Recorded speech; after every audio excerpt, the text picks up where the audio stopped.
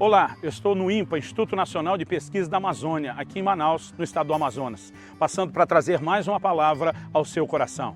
Em Números 13, 33, 10, daqueles 12 espias enviados por Moisés, regressam da terra prometida dizendo: éramos aos nossos olhos como gafanhotos, e assim também o éramos aos deles. Eu particularmente duvido que eles foram vistos por alguém, porque o contexto que a própria Bíblia nos fornece de como tratavam os espias que eram descobertos naquela época era com morte. José ameaça seus irmãos simulando essa possibilidade. Os 2 espias enviados por Josué precisam ser escondidos por Raabe para não morrerem. Se eles tivessem sido vistos pelos povos da terra, eles teriam sido executados. Mas quem se vê como gafanhoto acha que os outros também o enxergam como gafanhoto. Na verdade, a maneira como nos vemos é uma crença muito limitadora, ou pode se tornar uma crença muito limitadora. Precisamos nos enxergar pelos olhos de Deus, através da palavra de Deus, porque você é aquilo que você vê. Esse é o tema da nossa conversa hoje. Fique comigo e nos próximos minutos nós falaremos disso.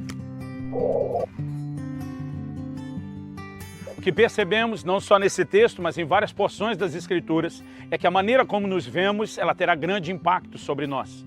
Eu vejo muitos crentes se posicionando, falando de forma contrária, contra a psicologia, contra a autoajuda. Já vi críticas a pregadores que estão promovendo autoajuda, dizendo que deveriam oferecer ajuda do alto. Mas a verdade é que a palavra de Deus é um livro de autoajuda. Deus, o que é a definição de autoajuda? Nós recebemos instruções que temos que colocar em prática e mudar a nossa própria vida. Deus diz em Deuteronômio 30:15, eu coloco diante de vocês a vida e a morte, a bênção e a maldição. Deus diz, escolhe vida. Ele está dizendo aqui, eu aponto o caminho para que você execute. Eu ofereço algo que você precisa implementar na sua própria vida. Então, bobagem falar contra a autoajuda quando a Bíblia é um livro de autoajuda. Bobagem atacar tudo na psicologia quando muito do que ela descobre é a constatação do comportamento humano no jeito que Deus mesmo o criou. O que não podemos é colocar as nossas crenças sobre isso. Mas precisamos perder o preconceito, porque senão deixamos de enxergar aquilo que a palavra de Deus afirma e que muitas vezes a própria psicologia descobre. Como, por exemplo, o poder de uma autoestima, a forma como nós nos olhamos. Quando eu era ainda bem garoto, eu me lembro de ter passado na frente de um circo e ter visto um elefante que estava dançando, preso numa corrente, amarrado no chão. Mas eu lembro que eu fiz um comentário com alguém que estava perto de mim. Falei, essa corrente é pequena demais para segurar um elefante desse.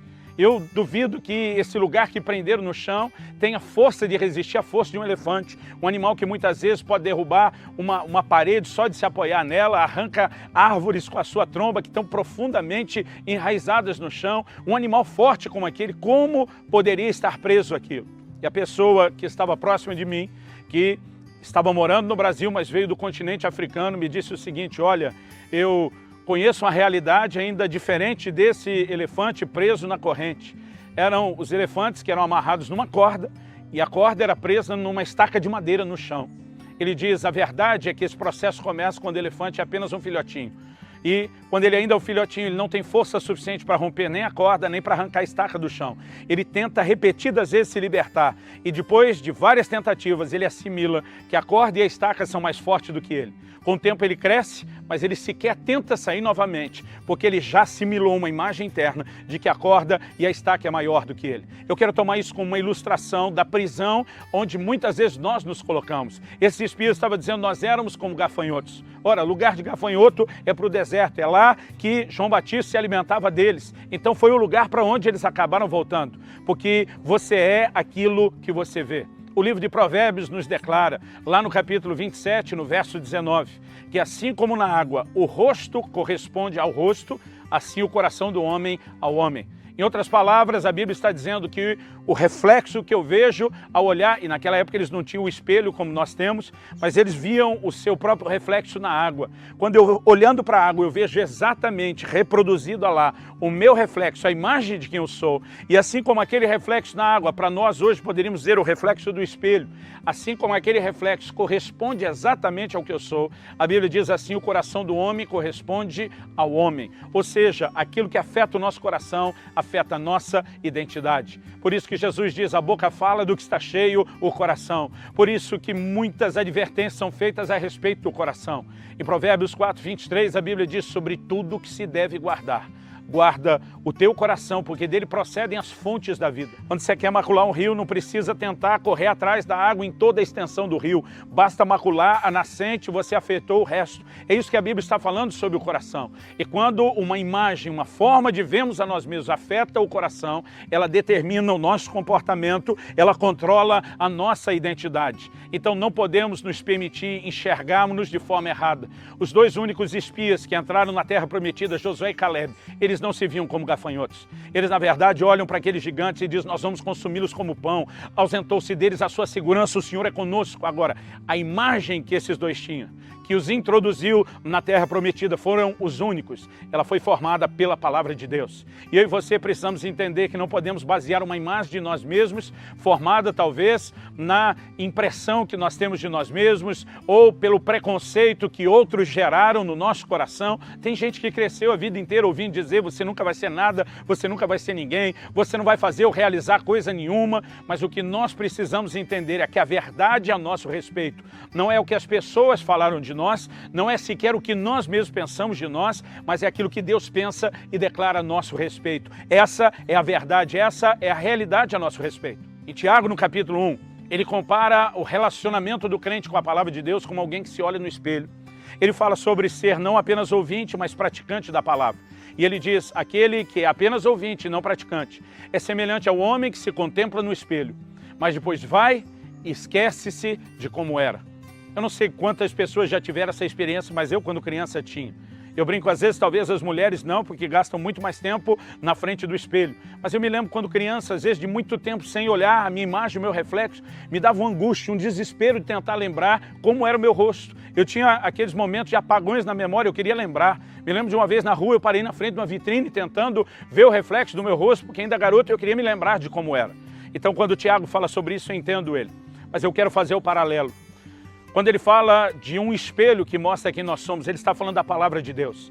A palavra de Deus revela a nossa verdadeira identidade. A palavra de Deus revela tudo aquilo que nós somos em Cristo Jesus. Ela apresenta as verdades que Deus tem declarado a nosso respeito. Agora, quando o nosso relacionamento com a palavra é superficial, nós temos apenas um pequeno vislumbre de quem nós somos e daqui a pouco nós nos esquecemos daquilo que nós vimos.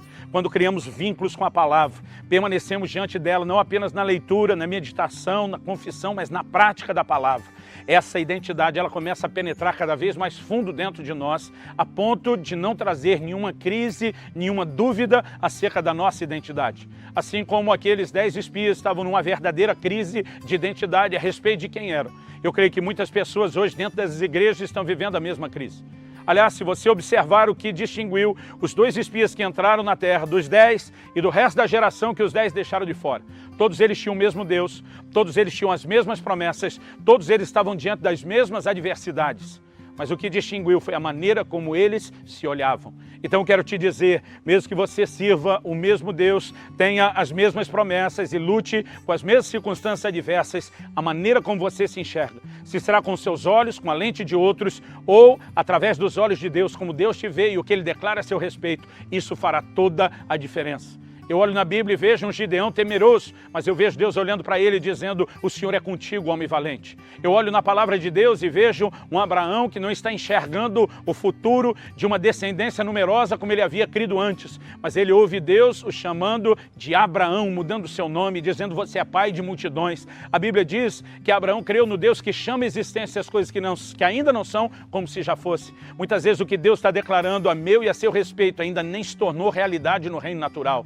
Mas não é porque essa verdade ainda não se materializou que nós não vamos acreditar nela, que nós não vamos cooperar com Deus para que essa verdade se manifeste também no mundo natural. Precisamos aprender a crer no que Deus falou, precisamos aprender a nos encher da palavra de Deus, enxergar a realidade do que nós somos, do que nós podemos nele. Nós precisamos mudar a forma de nos vermos. Eu acredito que a minha identidade não tem a ver com a minha história, com aquilo que eu era antes da minha conversão. O apóstolo Paulo diz, eu nem sou digno de ser chamado apóstolo. Ele diz, eu sou o menor dos apóstolos. Eu persegui a igreja de Deus. Ele reconhece de onde ele saiu, mas ele não está dizendo que isso o define. Ele entra em 1 Coríntios 15, agora no versículo 10, dizendo: mas pela graça de Deus sou o que sou. A minha identidade não depende da minha história, nem do que disseram a meu respeito. A minha identidade é formada e impactada quando a graça de Deus entra na minha vida, quando ela muda a minha história e uma nova realidade é gerada a meu respeito. Você jamais saberá quem realmente é em Deus se você não gastar tempo com a palavra.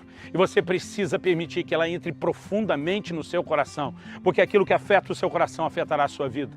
Talvez você seja alguém parecido com esse elefante, que antes da conversão ou no início da caminhada, quando espiritualmente ainda era fraco, se viu preso por coisas que não conseguia vencer.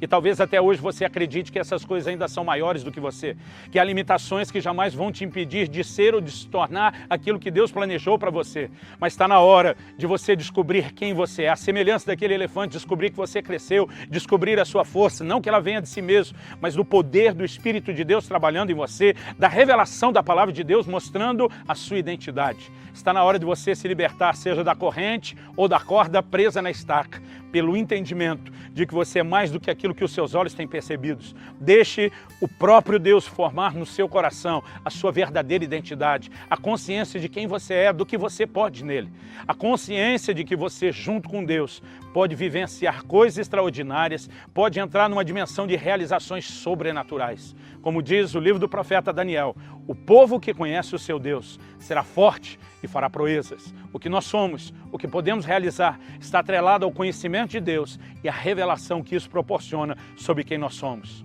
Porque, como afirmei desde o início, você é aquilo que você vê.